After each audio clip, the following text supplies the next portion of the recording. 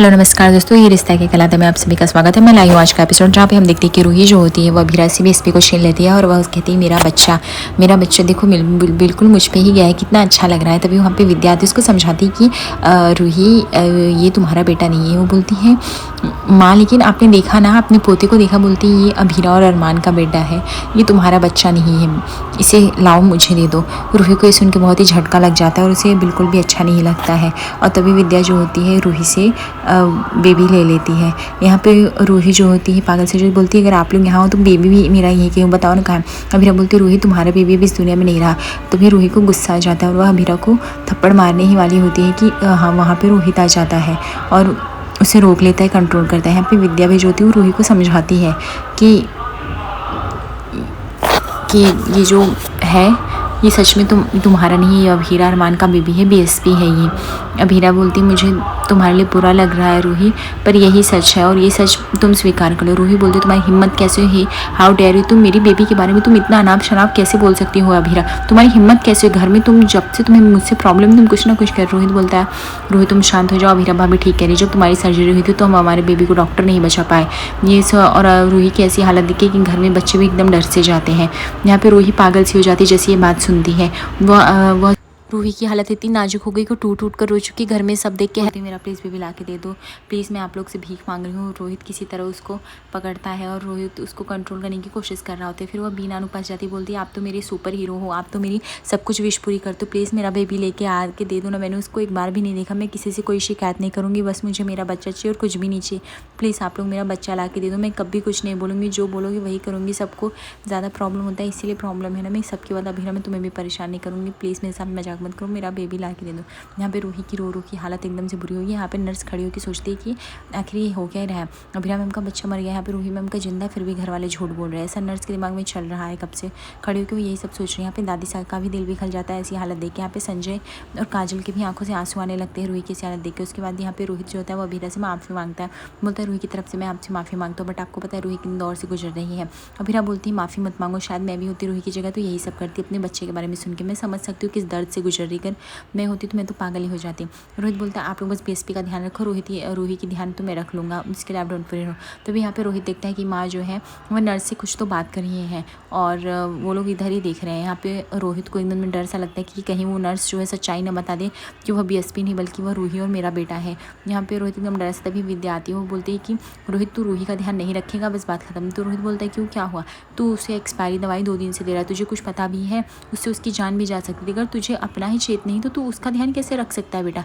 रूही का ध्यान रखने के लिए हम है, पहले तू अपना ध्यान रख, और जो नर्स ने नहीं बताया तो डॉक्टर और भगवान ने इतनी रक्षा नहीं, तो रूही के साथ तो तू अलग ही खिलवाड़ कर रहा है। तो किसी तरह वो होश में आने लगी। यहाँ पे रूही जो थे फूट फूट कर रो रही है। यहाँ पे मनीषा, स्वर्णा, सब लोग मिलकर उसको चुप करा रहे हैं। यहाँ पे रोहित जो है अपने आप को फेस नहीं कर पा रहा है और ठंडा पानी पी रहा है। तभी वहाँ पे अरमान आ जाता है, बोलता है मुझे पता है तू रूही के सवालों का जवाब नहीं दे पाएगा, इसलिए तू यहाँ बैठा है ना छुप कर, लेकिन तुझे जाना पड़ेगा, रूही को संभालना पड़ेगा, तू कहे तो मैं उसे सच बता दूँ। यहाँ पे रोहित जो होता है अरमान को बोलता है सच यही है कि बीएसपी है और वो आपका बेबी है।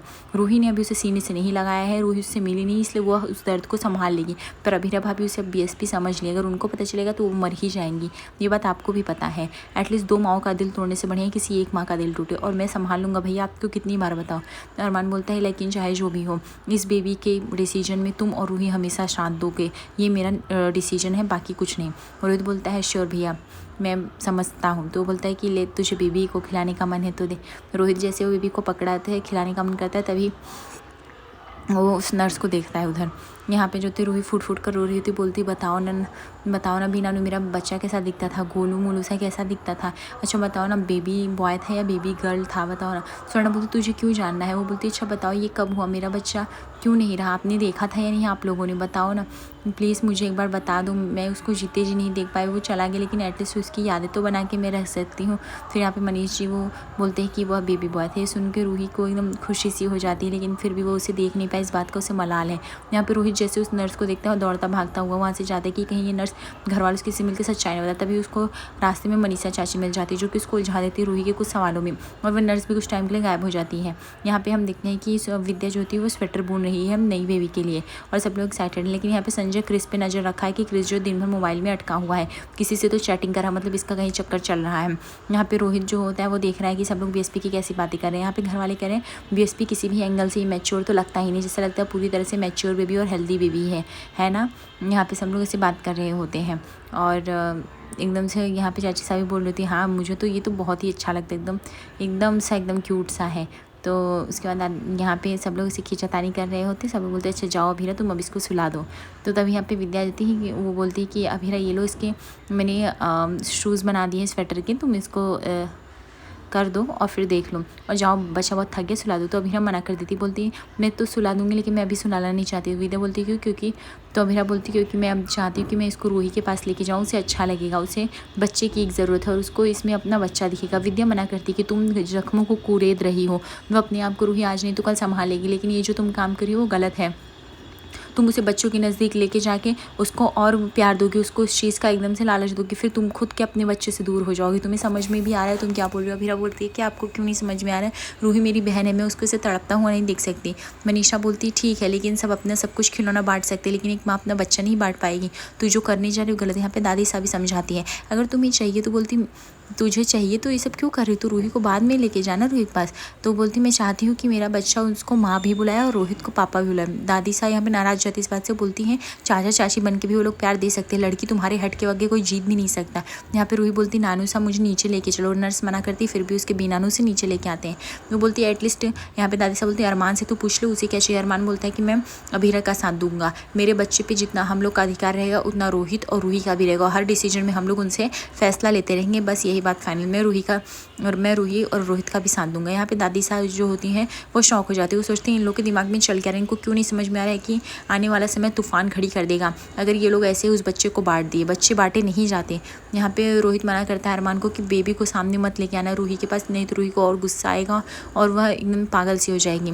और जैसे रूही नीचे आती है और उसको तभी अभीरा बोलती बैठने के लिए, बट वो बोलती नहीं बैठूंगी, तो बट उसके बिना समझाते तो बैठ जाती हैं। यहाँ पे अभीरा बोलती है ये लो बीएसपी देखो ना, तुम्हारी ये माताश्री है, इनको देखो। यहाँ पे रोहित के मना करने पे भी अरमान बोलता है मैं तुम्हारा हक नहीं छीन सकता, मैं तो ये कराऊंगा।